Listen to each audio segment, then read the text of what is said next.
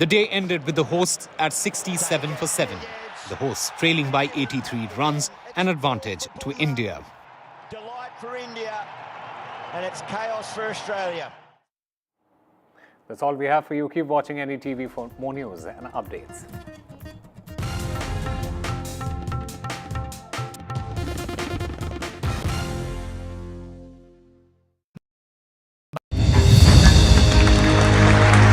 I now request the Honorable Prime Minister to launch NDTV World and address the summit. It was the grand launch of NDTV World by Prime Minister Narendra Modi. NDTV World, as he laid out his vision for the India century at the NDTV World Summit.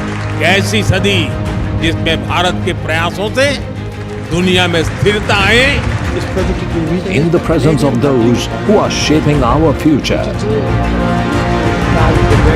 मेरी तरफ से आपको ढेर सारी शुभकामनाएं हैं. NDTV World, your new home for global news is here. Stay informed and entertained with the new and updated NDTV News app. You can watch all our channels live, listen to podcasts, read breaking and exclusive news from around the world and more. Download the NDTV app today and get access to the best journalism and storytelling on your smartphone or tablet. The NDTV app. News that matters to you. NDTV proudly upholds its legacy of trust and credibility. According to the prestigious Reuters Institute's Digital News Report 2024, NDTV is the top-most news platform in the country. Number 1 in both online and offline reach in India. Beating all its competition, NDTV stands for trust. Hello and welcome to India Sense, where I speak with global opinion makers. The United States has made a strategic decision over the last 20 years to move.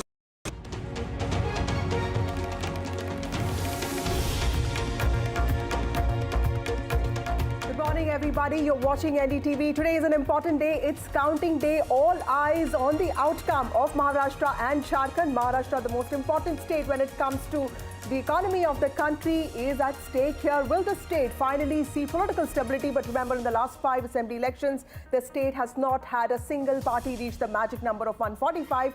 And in Jharkhand, it's a fight for the tribal identity. And of course, we also have Bypoll results coming up. Bypolls in several parts of the country. Will Priyanka Gandhi finally become an MP, and all Gandhis will be in the parliament? Interesting day ahead today.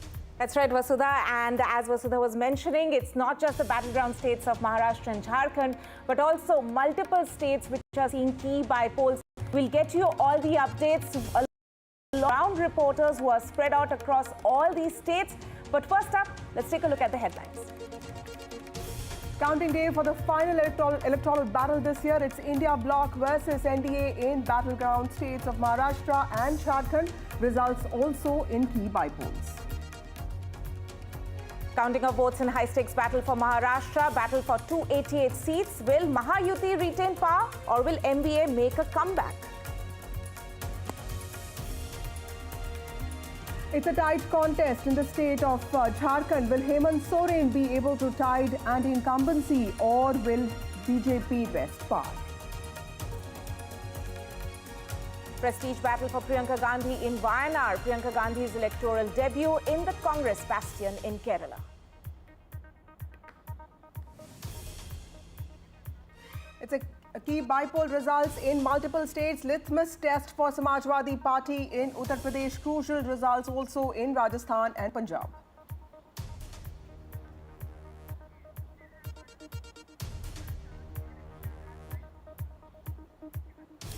Well, the counting day is finally here, and today, in a few hours from now, we will get to know who the people of Jharkhand and Maharashtra voted for. Additionally, there are also 42 bypolls that were held across the country. Let's, of course, talk about Maharashtra first. A 288-member assembly that witnessed a spirited campaign from both sides. It was the Mahavikas Aghadi on one side, which had the momentum during the Lok Sabha elections of 2024, and the Mahayuti, the ruling coalition, on the other side. Not just slogans such as "Ek hai to safe hai," but even Bitcoin and cash for votes controversies came into this particularly important state, because this is where the financial capital of the country is, critical for its economy.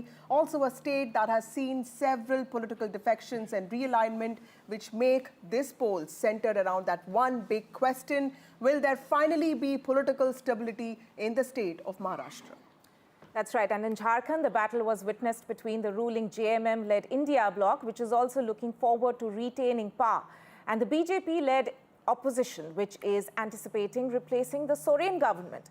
Now, Hemant Soren, the chief minister, remember, was jailed and then released in an alleged land mining case. And a lot about the campaign was about BJP's aggressive pitch, blaming the infiltrators from Bangladesh for reduction in tribal numbers, and Soren pushing his flagship welfare program.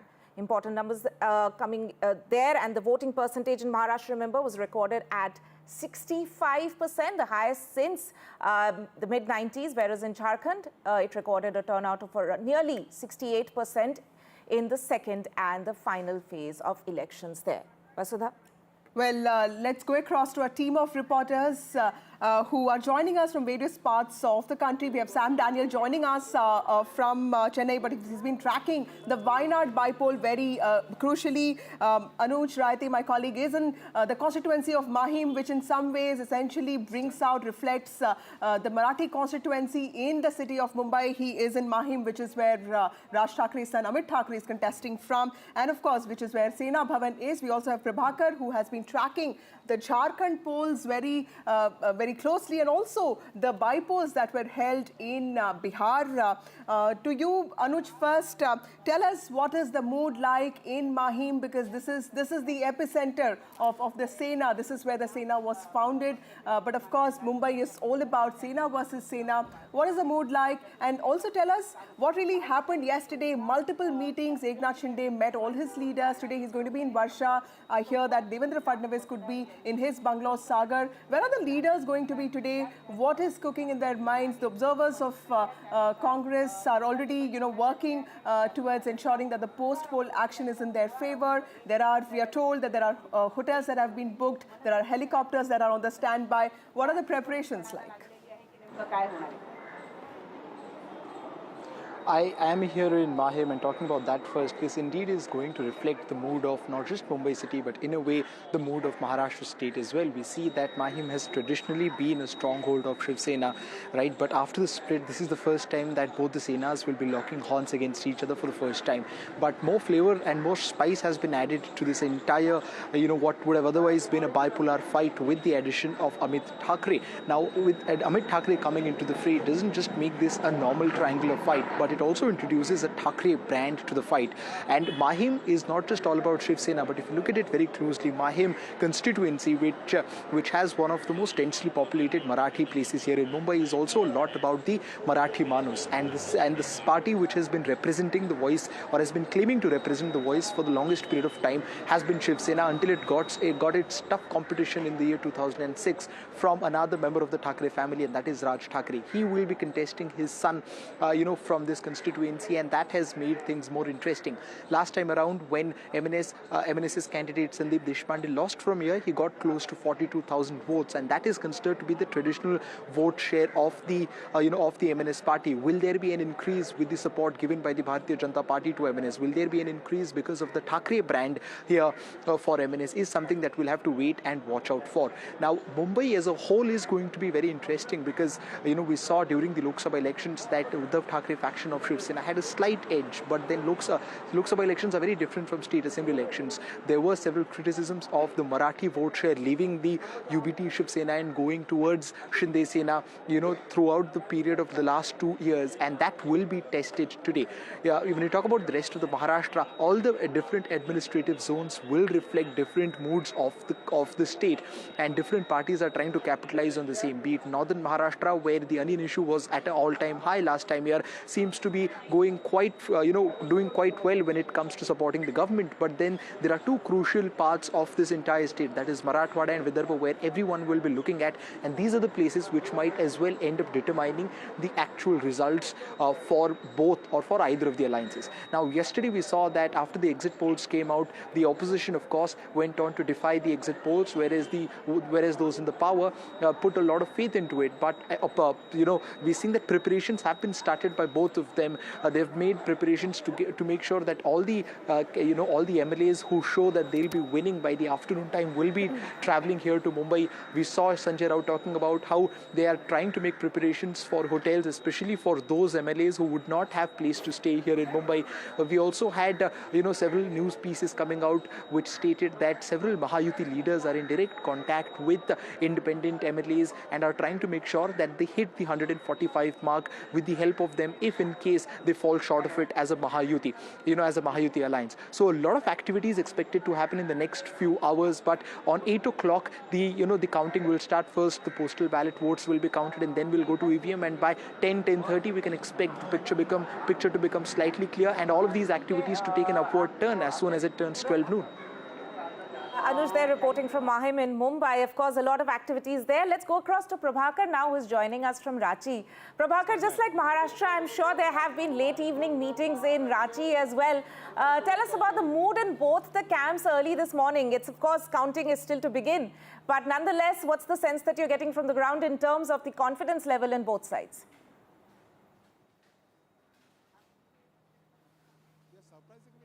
And as it always happens, both the camps are very upbeat, and they are hoping that today will be their day. So they have already ordered. Both the camps, interestingly, have ordered laddus and crackers. So we'll certainly be, one of them will be disappointed, we know for sure. So this is where the counting happens. This is where the action is happening. This is the counting center at Ranchi, and as we speak, the process of the counting has started, and it will just begin at 8 a.m. is the time when the counting begins here.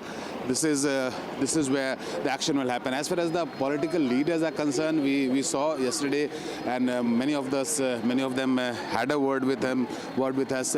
They are very confident. NDA believes that this time they will be able to hit the bullseye because of the narrative they have floated on the ground, whether it was a Bangladeshi illegal immigrants or whether the scheme for the women voters, especially because we have seen the way women, especially this time, have voted. They have outnumbered men, and BJP believes that it is because of the promise they have made to the women regarding 2,100 rupees monthly stipend to them.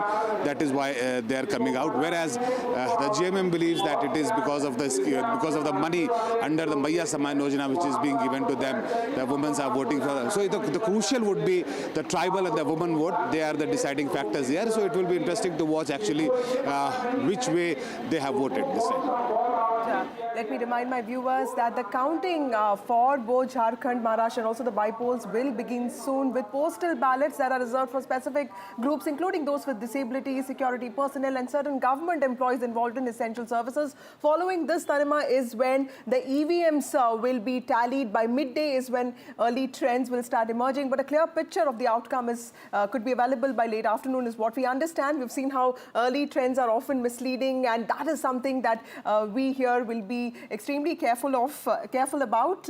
Also, Ratnadeep joins us from Assam. Ratnadeep, 5 critical bypolls that took place in the state of Assam. Hemanta Biswa Sharma was also the BJP in charge for the state of Jharkhand, but he did find time to go and campaign for the Assam Gana Parishad candidates. And also, this is a prestige battle for Gaurav Gogoi, who's been emerging as a pan-state leader. Tell us what is all at stake here. Absolutely.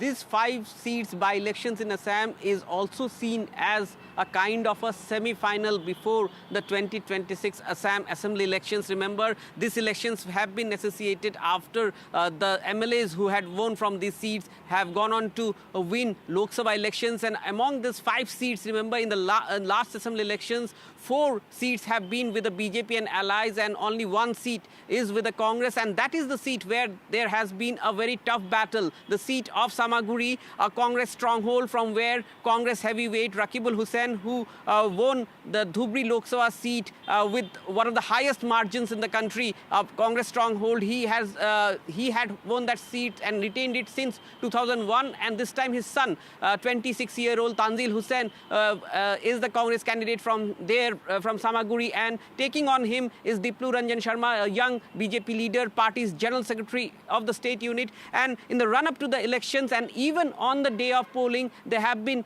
skirmishes, there have been violence in Samaguri. In fact, when we were reporting from Samaguri on the day of the polling, while we were reporting, there was a skirmish which we caught live on camera. So therefore, massive security arrangement has been made in the counting center there in Nagaon district for Samaguri seat. Apart from that, you have the Bihali seat where there is a strong fight between Congress and the BJP, with the Congress candidate being a BJP turncoat, and also the Bongaigaon seat, which is a prestige seat for the AGP.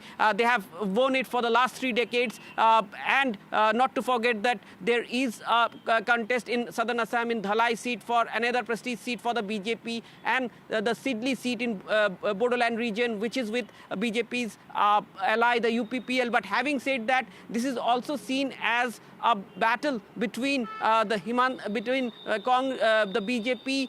And remember, in this elections campaign, although Chief Minister Himanta Biswa Sharma had campaigned, but largely BJP's campaign depended on its second-ranked leaders. Both Himanta Biswa Sharma and Union Minister Sarvanand Sonowal were not that active in the campaign, and so therefore it is the test for BJP's second-ranked leader versus Gaurav Gogoi, who now is emerging as Congress's face in Assam. He has campaigned across the state. So many would say that the decisions would decide whether Gaurav Gogoi is emerging as the Congress's new face in Assam, and whether BJP and its allies are able to retain its bastion in Assam, and whether they are able to win the Samaguri seat, which has a Muslim majority as well. And not to forget, remember, there is one seat which also went for bypolls in Meghalaya, the Gambagre seat, where Chief Minister Conrad Sangma's wife, Mehtab Chandi Sangma, made her electoral debut.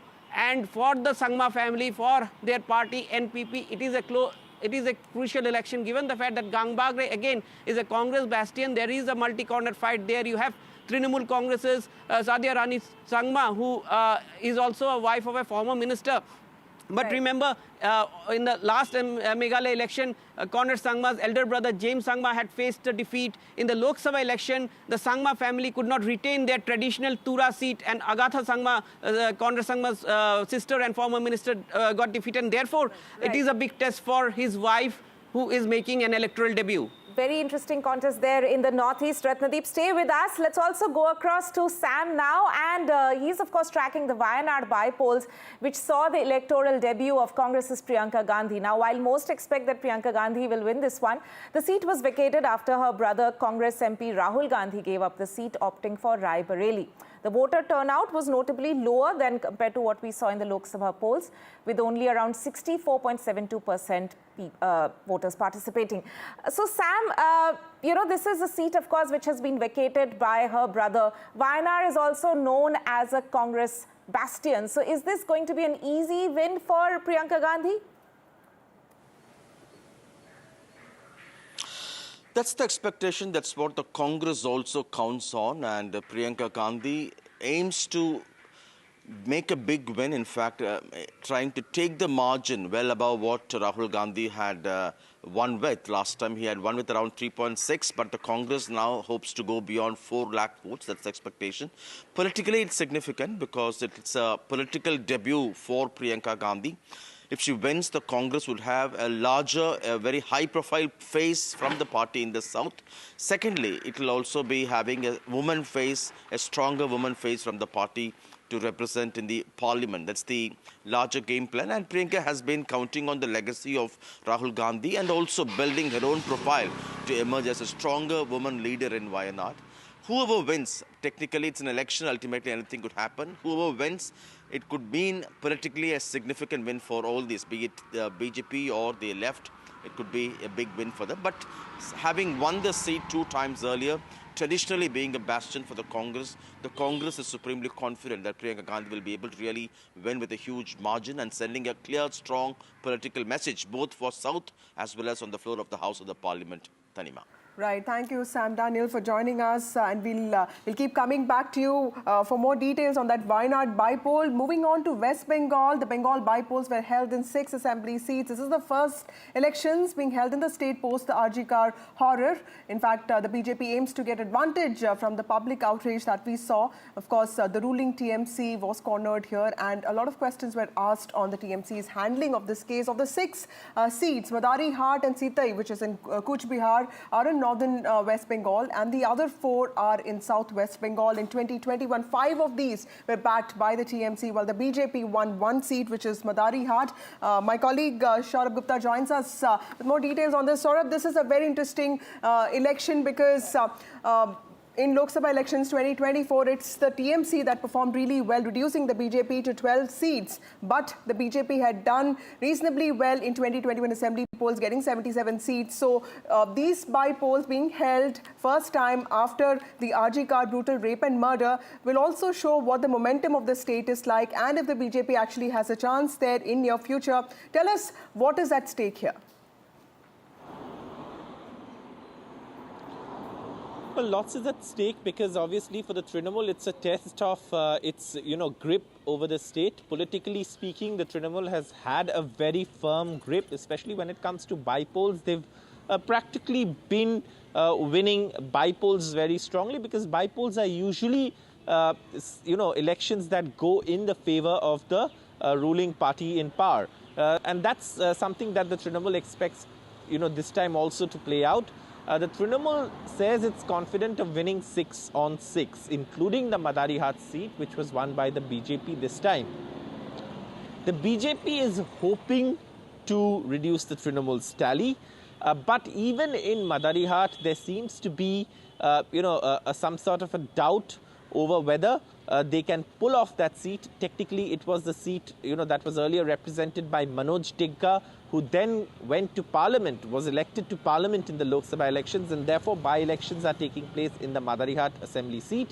He is now the Alipurduar MP. So this is something that the BJP also will have to reflect upon. If it's 6 on 6, like the Trinamool says it's confident that the results will be, it is, of course, a big, worry for the BJP, and not just the BJP. Political parties like the left, the CPM has really tried to, sort of politically benefit from the RG Car issue. The BJP largely during the RG Car issue remained on the sidelines, saying that, we support the agitation. The Trinamool is, of course, there's corruption, etc.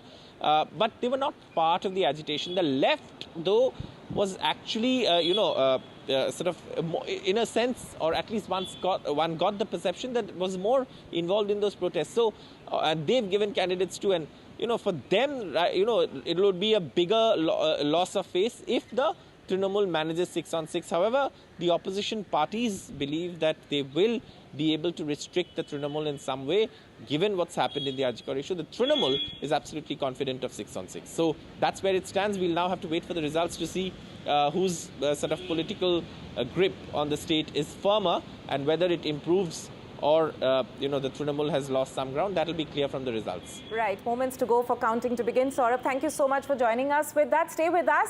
Let's also go across to another key state which is seen bypolls. That's Uttar Pradesh, where by-elections were held for 9 assembly constituencies.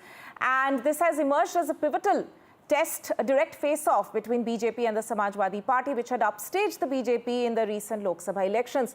Now, there were, of course, allegations of police misconduct and irregularities which marked the polling process.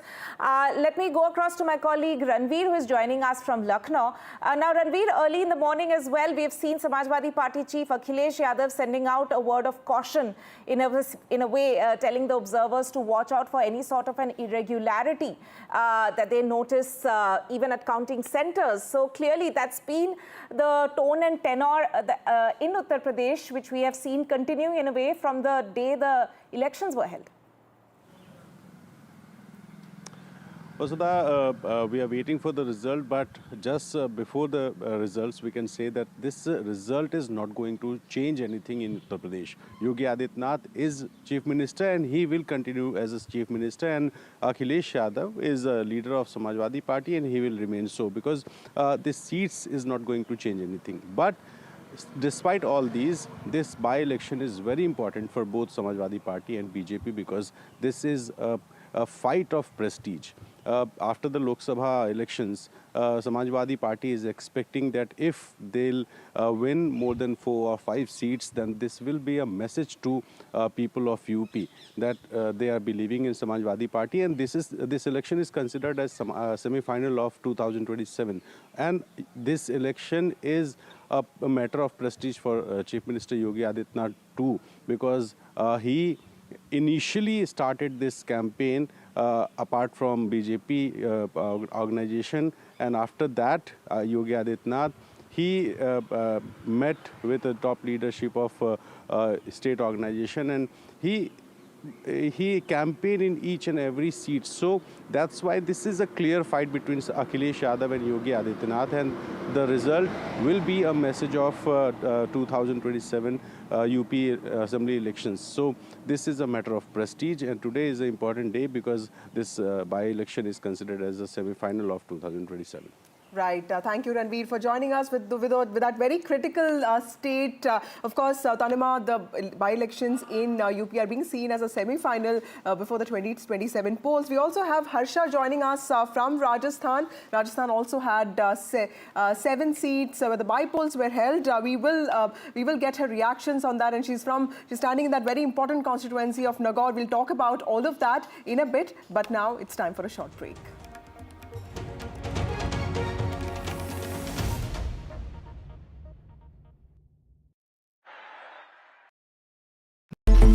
It's a web of frauds, calls, luring emails, threatening messages. Cyber frauds have cast their net wide and everyone is at risk. We track the victims, their horror stories as they get conned online, extorted and robbed of their hard-earned money. How to identify a cyber fraud and how to stay cyber safe. What are your options? Fraud.con. NDTV initiative for cyber safety. Only on NDTV 24/7. हम ये चुनाव विकास के मुद्दे पर लड़ रहे हैं. Let them come for an open debate with me. I've challenged Eknath Shinde multiple times. Congress is in the worst situation in this state. Mahayuti में भी इससे ज़्यादा dispute है. Everything is fair in love and politics. Vote देने वाले ही जिताने वाले हैं ना. So we worked on 4 options.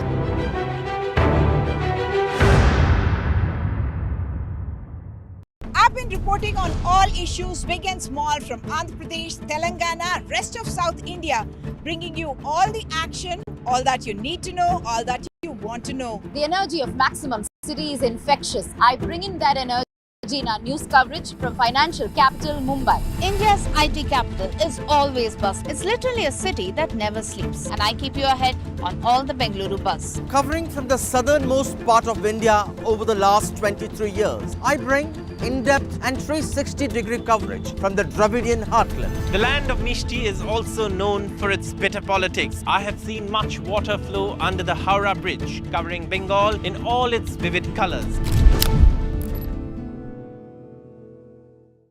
In today's interconnected world, India's voice is more crucial than ever. When India speaks, the world listens. At NDTV World, we are that voice, bringing you intelligent and insightful news from India and beyond. From geopolitics and diplomacy to economic shifts, migrations, tech disruptions, and the stories of our diaspora. We cover the news that shapes our global future. NDTV World, your new home for... Hello, Moto. Motorola Edge 50 Pro, world's first AI-powered pro-grade camera. Counting day for the final electoral battle of this year. It's India bloc versus the NDA in battleground states of Maharashtra and Jharkhand. Results also in key bypolls. Counting of votes in a high-stakes battle for Maharashtra. Battle for 288 seats. Will Mahayuti retain power or will MVA make a comeback? Tight contest in Jharkhand. Will Hemant Soren be able to tide anti-incumbency or will the NDA wrest power? Prestige battle for Priyanka Gandhi in Wayanad in Kerala. Priyanka Gandhi's electoral debut in the Congress bastion.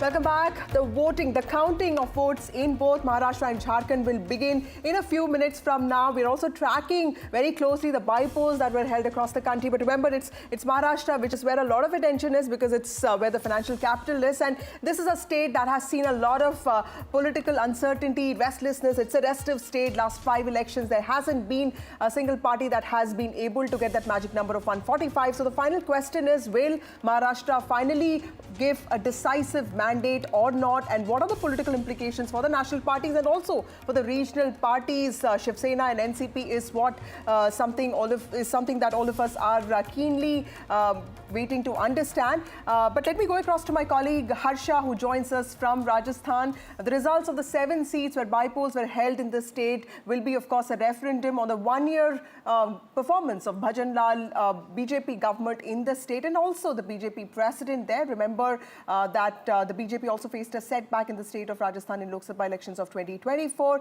The Chief Minister himself has been monitoring these campaigns.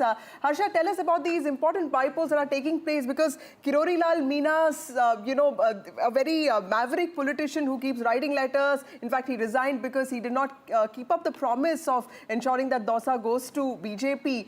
His political prestige is at stake. And of course, someone like Hanuman Beniwal, who's also seen as a big leader in the Jat community. And of course, Bhajan Lal Sharma. So tell us what is at stake here for both parties and what is the importance of these 7 seats that will see outcomes today? Well, absolutely. Like you said, Vasudha, the fact that Bhajan Lal's prestige is at stake, he's completed 1 year in government. So how are people here reacting to the Bhajan Lal government? Remember, it's an entirely new slew of leadership here in Rajasthan. So somewhere, these bypolls will also reflect the mood of people vis-a-vis the government. Very important 2 people that you named, Kirori Lal Meena and Hanuman Beniwal. Well, Kirori insisted that his brother get that ticket. He's also been alongside with him all along in that campaign. So somewhere, Kirori Lal's personal prestige at stake, and perhaps if this election is won by his brother, then Kirori will stop sulking and come back to cabinet. I mean, he does take meetings from his house, but he doesn't really officially seem to be part of the government. So there is a situation of, it's a no man's land. We really don't know whether he's a minister or not a minister, to get an interview with him or not get an interview with him on matters of governance. But having said that, remember, the Jat heartland is where the BJP faced a lot of losses in the Lok Sabha elections. In fact, there were seats that they lost here. So, Khimsar, Jhunjhunu, these were seats that the BJP lost. The RLP, the Congress won these seats. Now, I'm here in Khimsar, actually in Nagaur, where the counting is taking place. And Hanuman Beniwal, Jat strongman, he put his wife down to fight this election. So, but of course, in some senses, it's him versus Jyoti Mirdha. Jyoti has not been very lucky as far as the hustings are concerned. She lost the Vidhan Sabha election. She lost the MP elections as well. But Revat Ram was her candidate. He switched over from the RLP to the BJP. And so in some senses, it's a proxy war. But most importantly, Vasudha, it's a war. It's a fight for that crucial Jat vote. Remember, the Jat vote is very decisive in Rajasthan and they can make or break an election. So if in Jat heartland, Jhunjhunu and Nagaur, we see a shift towards the BJP, then I think somewhere the BJP leadership can heave a sigh of relief. And of course, the Chief Minister will be beaming from year to year if he gets a few seats from Rajasthan. Like I said, it will not change the majority that the party has in the assembly, but it will definitely be an endorsement of Mr. Bhajan Lal Sharma's leadership. Right, Harsha, there we'll of course be tracking all the updates coming in from Rajasthan with you. But let's also shift focus to another key state where by-polls were in fact held recently, which is Punjab, where there were by-elections held in 4 assembly seats: Gidarbaha, Dera Baba Nanak, Chabbewal and Barnala. Now, these elections were necessitated by the previous MLAs being elected to the Lok Sabha. It was a triangular contest mainly between the ruling Aam Aadmi Party, Congress and the BJP. The results will be crucial for the Bhagwant Mann government, whose performance was a little lackluster in the Lok Sabha elections. Let me go across to my colleague Gurpreet, who is joining us from Gidarbaha, I believe. Gurpreet, what's the mood like where you're standing? Well, we are standing in front of Gidarbaha, and this is the counting center. The visual which we are showing at this point of time, we can see huge force has been deployed here because high-stake battle in Gidarbaha. One side we have seen the Congress chief's wife, Amrita Vardhan, she is contesting from this. From other side, we have seen the former finance minister, he is contesting, Manpreet Badal, he is contesting from the BJP, and from Aam Aadmi Party, that the ruling government, we have seen the Akali Turncoat, Dimpy Dillon, he's contesting from here. There is a 3-corner contest which is happening. So from 8 onwards, the trends will be clear that who will be able to win Gidarbaha. So one of the supporters and one of the counting agent is with us. We will talk to him. So what is the mood of the people now? Today is the final day of the verdict. देखिए, हम यहाँ पर खड़े हैं बाहर. मैं मनप्रीत सिंह बादल साहब की तरफ से अंदर बूथ पर पोलिंग एजेंट हूँ. हम पूरी कोशिश, हमने पूरा जो जी जान से मेहनत की और कोशिश की है कि बीजेपी और मनप्रीत बादल साहब के वोट ज़्यादा से ज़्यादा हो. अगर बीजेपी की बात करें तो लोकसभा में कोई सीट नहीं आई, वोट शेयर जरूर हुआ, लेकिन क्या लगता है कि यहाँ पे कोई समीकरण बन सकते हैं, क्योंकि मनप्रीत बादल यहाँ से कंटेस्ट कर रहे हैं और ये जो एरिया है बादल बेस्टियन भी है, बादल का स्ट्रॉन्ग होल्ड है, तो क्या लगता है कि अकाली दल, क्योंकि अकाली दल इस बार नहीं लड़ रहा, वो वोट बैंक सारा मनप्रीत बादल को जाएगा? नहीं, मैं ये तो नहीं कह सकता कि पूरा अकाली दल वोट मनप्रीत बादल साहब को जाएगा. देखिए, हम भी पुराने अकाली दल से हैं. हमारा ताल्लुक बादल परिवार से 40-50 साल से है, लेकिन बहुत ज़्यादा वोट मनप्रीत बादल साहब को गया है. आम आदमी पार्टी में अकाली दल का ही नेता गया, तो क्या लगता है कि आम आदमी पार्टी एक तरफ सरकार भी है, तो कहीं ना कहीं लोग ये भी सोचते हैं कि 2.5 साल पड़े हैं, सरकार के साथ चलना चाहिए? आपकी बात बिल्कुल ठीक है, लोग ये सोचते हैं, लेकिन अगर हम बड़े प्रोस्पेक्टिव के देखिए तो बीजेपी बेस्ट है पंजाब के लिए. यहाँ पर जो उन्होंने वादे किए हैं, जो यहाँ पर पक्के मकान गरीबों को देने का वादा किया है, और जो ब्रिज और अंडर ब्रिज गिदरबा के लिए दिया है, और पाइपलाइंस जो फार्मर्स के लिए देंगे, उससे मुझे लगता है कि बहुत ज़्यादा वोट. पर फार्मर प्रोटेस्ट भी हुआ है, फार्मर प्रोटेस्ट एपी सेंटर है पंजाब और हरियाणा का, क्या उसका भी इम्पैक्ट होगा ही है यहाँ पे? देखिए, इम्पैक्ट थोड़ा सा तो है, लेकिन बीजेपी में अगर हम जाएंगे तभी तो सोल्यूशन ला पाएंगे. तभी हम कोशिश करेंगे कि फार्मर्स का जो प्रोटेस्ट है, जो उनका गुस्सा है, वो सरकार के सामने रखे, ताकि वो इसका सोल्यूशन निकाले. Thank you for talking to NDTV. So we can see these visuals from the counting center, and counting is going to begin within a few minutes, but I'll request my VJ to show all these visuals from the ground, what is happening at this point of time. We can see huge force had been deployed because there in Gidarbaha, this is one of the hot seats where we have seen high stake battle is going between all the candidates, whether it's a Congress candidate, BJP candidate or Aam Aadmi Party candidate, but even for Akali Dal, this is a very crucial constituency because we have seen it was a stronghold of Badals, but this time Akali Dal is not contesting from here, but where the vote share will go, that will also decide the future of Shiromani Akali Dal from this constituency. So let's see whether the BJP will be able to get maximum votes or the Congress will be able to get the majority from here, or the Aam Aadmi Party. Because if we can talk about Aam Aadmi Party, it's the mid-term litmus test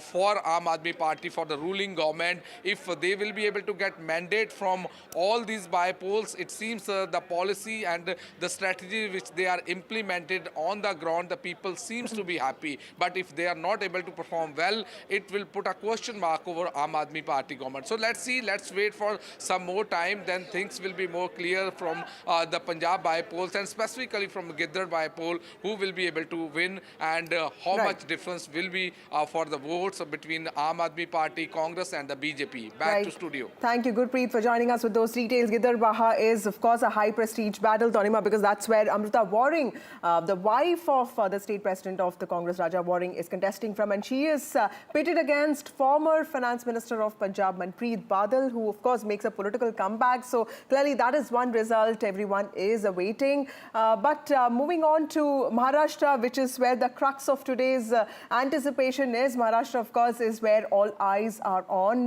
Let me go across to my colleague Abira, who joins us from Dahisar. Abira, you're standing in a place, Borivali also recorded one of the highest voter turnout this time on the 20th of November. In fact, the whole of Maharashtra also recorded almost a 4% increase in voter turnout. Women, of course, came out in huge numbers. There's been a significant increase in women's voting percent. Tell us what is the mood like? Are people quite happy in Mumbai that, you know, they no longer will be blamed for their voter apathy or, for that matter, indifference towards politics? Hopefully this is going to continue. It is a good news for Maharashtra that they have increased the voting rate to 4% from what it was previously. But you know, here in Dahisar, where I'm standing, around 2.76 lakh voters have voted from here, and there was a time when they had a tough time coming and choosing their candidate, because you know, both the candidate, the BJP candidate, which is the MLA, sitting MLA, and we have UBT candidate Vinod Golaskar, who had the exact same promises to make to the voters. So it was a very tough choice for them. So we have to wait and watch what happens today. Have they made the right choice or not? Also going across to my colleague Anuj, who's reporting from Mahim.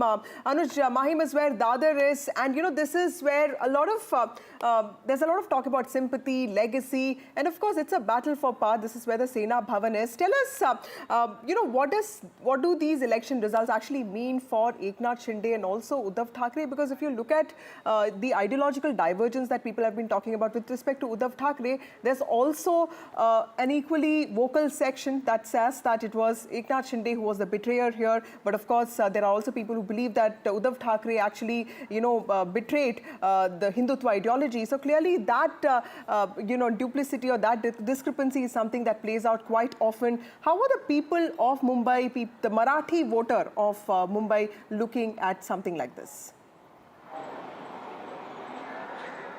You know, one thing that we've realized in last 2 years is that although after the split, a wave of sympathy was created for Uddhav Thackeray, but Eknath Shinde has proven himself to be worthy enough of holding the position of chief ministership.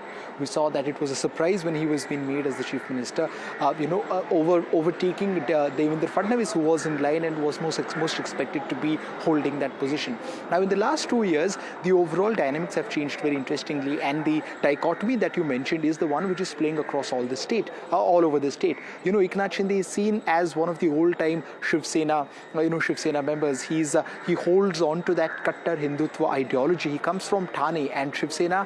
Thane is very important for Shiv Sena right from 1966, which is why we saw that the entire Konkan and the Mumbai region is a place where, you know, Eknath Shinde tried to have his stronghold on. Whereas when you talk about Uddhav Thackeray, it is of course the Thackeray brand that helps him, and the band of purists, according to him, which rally behind him time and time again. Now, in the Lok Sabha elections, we saw that except for a few places where Uddhav Thackeray, you know, probably failed in understanding the equation and named his candidates against the candidates whose support was much more. For example, Sangli, where he pushed for his own candidate against Vishwas Patil, we saw that Uddhav Thackeray was able to increase the tally of his MPs from 5, with which he was left with after the split, to 9, and that is a considerable amount of increase considering the fact that the name was taken away from the party, you know, the symbol, and also a lot of resources were taken away from Shiv Sena.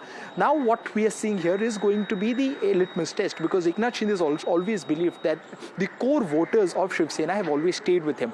And one example that he gives is that of Chhatrapati Sambhajinagar in Marathwada, where he defeated Uddhav Thackeray. And it is not just that. Uddhav Thackeray went against Eknath Shinde on as many as 13 seats. And on those 13 seats, Eknath Shinde was able to win on 7 crucial seats. Now, a difference of 7:6 might not seem very high, but then one also has to understand that one pointer that Uddhav Thackeray's party, or one way through which their party has been getting a lot of votes, is from the minority, which does not go very well with Eknath Shinde. He claims it to be the vote share of NCP and Congress party, whereas the Marathi Manuska vote, it is indeed with Eknath Shinde, and which is why this entire battle is going to be very interesting, especially when you talk about Mahim. This is the place where things have become even more spicier, considering that the Bharatiya Janata Party has gone on record to say that they will be giving their support to the MNS candidate, that is Amit Thackeray, for the unconditional support that was given by Raj Thackeray to Prime Minister Narendra Modi during the Lok Sabha elections. Now, Eknath Shinde has been very vocal about how his candidate, Sada Sarvankar, is going to be the face of Mahayuti, but then there of course is a lot of confusion over who exactly is the face of Mahayuti, where MNS lead Raj Thackeray has very clearly stated that he will be supporting Devendra Fadnavis to become the chief minister and not necessarily Eknath Shinde. So it is a khichdi of sorts at the moment, but all eyes on Mumbai. On which side does the city take? Is it UBT or is it Shinde Sena? Right, it's largely a Sena versus Sena battle playing out in Mumbai specifically, and my colleague Radhika is also joining us, but we'll go to her in a bit. First, let me go across to my colleague Aishwarya, who's standing by at the BJP headquarters in the national capital, and there seems to be some sort of an early celebration there already. Aishwarya, tell us more about that. Well, unlike the Haryana election results where we saw at the Congress headquarters early in the morning jalebis being prepared, and later the entire scenario changed, after which Bharatiya Janata Party ordered 100 kgs of jalebis and distributed, and jalebis was one of the flashpoint in those elections. This morning what we are witnessing at the Bharatiya Janata headquarters, party headquarters, is jalebis being prepared over here this morning. Unlike what we usually see at the BJP headquarters, halwa is being prepared early in the morning, but this time it is of course jalebis being prepared. BJP seems very confident this time, of course, as far as the Jharkhand polls are concerned, but Maharashtra is something the BJP leaders specifically had stated after the exit polls predictions that they will wait and watch as to what will finally come out as a final picture. But here, of course, at the early morning for the breakfast, and there's a usual routine, of course, at the BJP headquarters, but jalebis is something that we are witnessing for the very first time being prepared over here, and they have been told that every preparation is to be made as far as the celebrations are concerned. Of course, as far as the every year routine is concerned, whenever Bharatiya Janata Party wins, the Prime Minister addresses Karyakartas after coming to the headquarters, and since morning those preparations already begins, and therefore the reason perhaps today jalebi is being prepared and rest of the breakfast. But of course the BJP leaders have already started arriving at the BJP headquarters for the early updates, as they still had stated that they will wait till 11 or 11:30 to get the final picture and to call for the elections. But unlike the Haryana election, some different scenes at the BJP headquarters over here.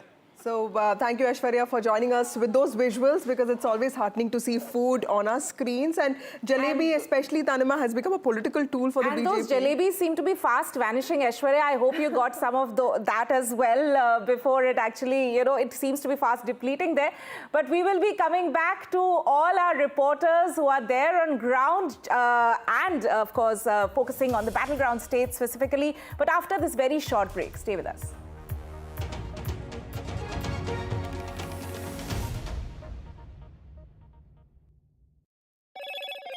Hello, Moto.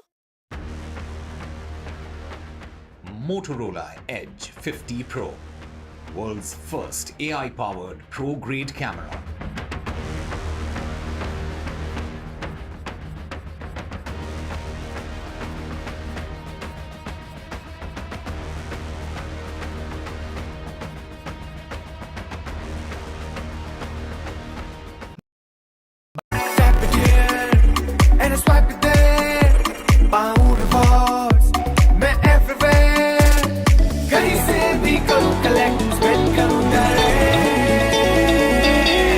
Download any single ID partner app, link your card and earn reward with top brand. Get it free with single ID.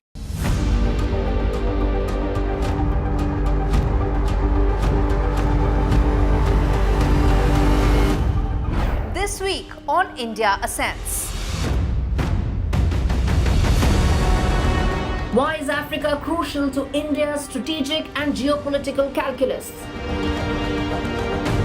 Will COP29 address climate catastrophes, or will the deadlock in negotiations hurt global climate goals? What does thaw in India-China ties mean for business and regional security? And big global voice on India Ascends this week, Ian Bremmer on Donald Trump 2.0. All this and more only on India Ascends with me, Gauri Dwivedi, at these timings on the NDTV network.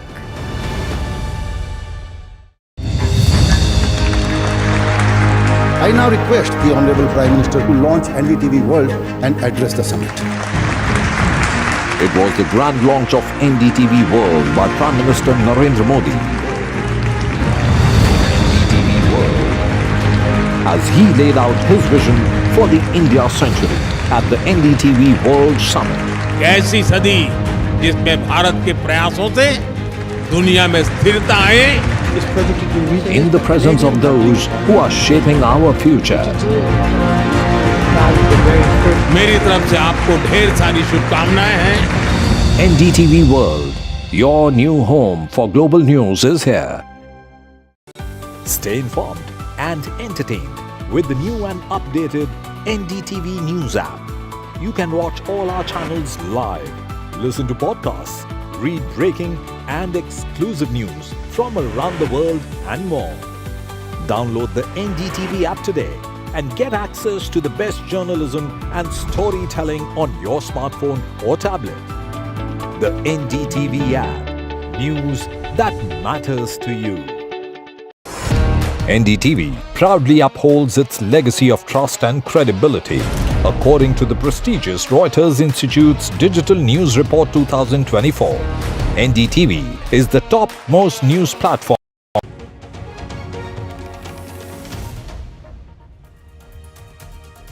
Welcome back. We are, of course, just moments away from the counting to begin for both the battleground states of Maharashtra and Jharkhand, and also, of course, over the 40 seats where by-elections were in fact held across multiple states in the country. But focus, of course, on Maharashtra, where we can already see some early morning activity taking place. Yes. Vasudha, we can see that there are, of course, several candidates who are making their visits to the temples and, of course, their last-minute prayers. Shaina NC there visiting the renowned Siddhivinayak temple in Mumbai. And let's listen into the reaction which is coming from her early this morning. You know, I have never played divisive politics. I've tried to take everyone along in every sense. But having said that, there are certain parties that only appease vote banks and play pseudo-secular politics. I think we need to move beyond that. The time has come to only talk about development, and the younger generation understands that. Shaina NC there, the Shiv Sena candidate from the high-profile constituency of Mumbai Devi. She's contesting against a three-term MLA, Amin Patel. So clearly a very difficult battle there. She is a BJP spokesperson who actually chose to fight on a Shiv Sena ticket, and that is something that's been the norm this time. A lot of people who didn't get tickets actually shifted to the allies, so that's very convenient. Let me go across to my colleague Radhika for more understanding on what Maharashtra elections actually holds for both sides. Radhika, you covered the 2019 fallout of the election outcome very closely. BJP had the highest numbers, even into 2014, they had the highest numbers, 122 and then 105, but clearly not enough to form the government. What really happened during that time? And can you reference all of that with what is expected today? Is that why political parties are sitting on the edge, although they are sounding very confident, because 5 assembly elections, Maharashtra has not had a single party that got the magic number of 145? Absolutely. All the drama that we're seeing now started in 2019, post the elections. Of course, BJP and Undivided Sena had clear mandate, but then because of Chief Ministerial Post division and disagreements over it is when Uddhav Thackeray decided to break away from the party and then, of course, join hands with unlikely parties, Congress, NCP and MVA was formed. MVA government was formed. It broke away after Sena division and then, of course, NCP division. So this is what happened over a period of 5 years. Of course, course, it's extensive, it's dramatic, and that is what led to 6 parties now, 2 Senas, 2 NCPs. But I'll also just, take our viewers through where I am standing. I am at Worli constituency, and the scene here, of course, hundreds of police officials, CISF officials manning this particular place. This is, of course, an important constituency, Vasudha and Tanima.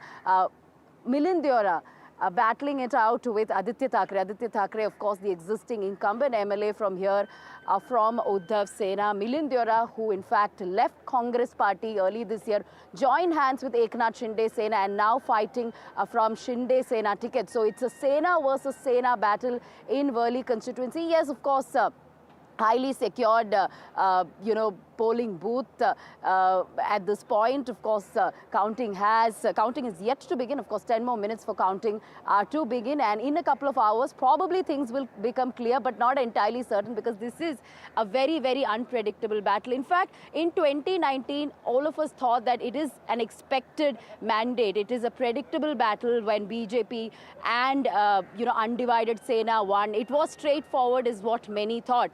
There were differences between BJP and Sena at the time. There was a lot of bickering when they were in power, but not too many expected Uddhav Sena to take that stand at the time and then join hands with Congress NCP. So it was a surprising turn of events that took place, which is why, although a lot of people are predicting hung assembly, some predicting a landslide victory for Mahayuti, some to MVA, remains to be seen what could happen. Even if there is a clear mandate, could that also change with switching of sides? Because that's what we saw into 2019. Right. Clear mandate was there, but despite that, a lot of drama and chaos took place. So we'll have to see, what kind of surprise awaits us as the results come out. So it's not going to be just a comfortable victory. That's going to be important. Loyalties are going to be tested, and also loyalties that have changed. So it's going to be a pursuit of power, pursuit of loyalties, pursuit for legacy, so many things there, but also a battle for survival for all political parties there. Of course, different implications for the national parties, BJP and Congress. If the BJP manages a good show in the region of Vidarbha, especially against Congress party, it will actually prove a point that the 2024 Lok Sabha elections were just an aberration in the state of Maharashtra. And if it doesn't, if the Congress manages to do well, it will go on to say that what happened in Haryana was just a one-off, and it is the 2024 mood is still on in the country. So several things at stake here for both parties. Right, and we are just moments away from the counting to begin, Vasudha, and we'll of course come back on the other side of this very short break with our reporters as well as our panel of experts to decode this very, very important counting day in those battleground states as well as the by-elections. Stay with us.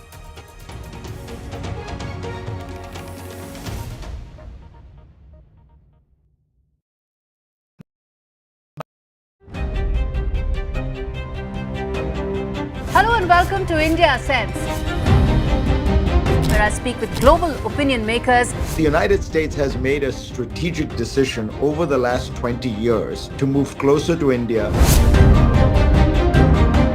So a $7 trillion economy seems a perfectly conceivable number. If you want to be a national party, it's that you sort of accept the way the world is rather than want to endlessly hark back to how it was.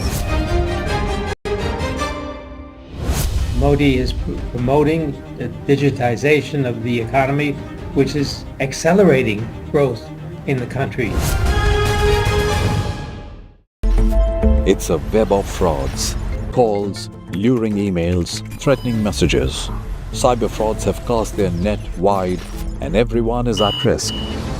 We track the victims, their horror stories as they get conned online, extorted and robbed of their hard-earned money. How to identify a cyber fraud and how to stay cyber safe. What are your options?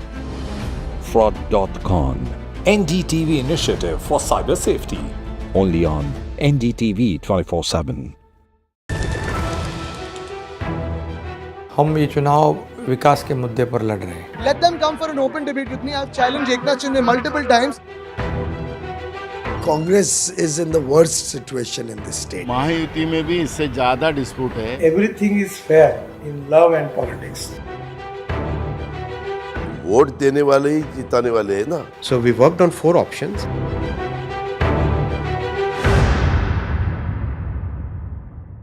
I've been issues big and small from Andhra Pradesh, Telangana, rest of South India, bringing you all the action, all that you need to know, all that you want to know. The energy of Maximum City is infectious. I bring in that energy in our news coverage from financial capital Mumbai. India's IT capital is always buzz. It's literally a city that never sleeps. And I keep you ahead on all the Bengaluru buzz. Covering from the southernmost part of India over the last 23 years, I bring in-depth and 360-degree coverage from the Dravidian heartland. The land of Mishti is also known for its bitter politics. I have seen much water flow under the Howrah Bridge, covering Bengal in all its vivid colors.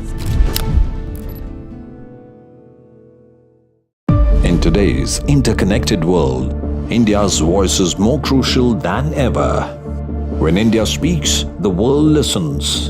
At NDTV World, we are that voice, bringing you intelligent and insightful news from India and beyond. From geopolitics and diplomacy to economic shifts, migrations, tech disruptions, and the stories of our diaspora. We cover the news that shapes our global future. NDTV World, your new home for global news, is here.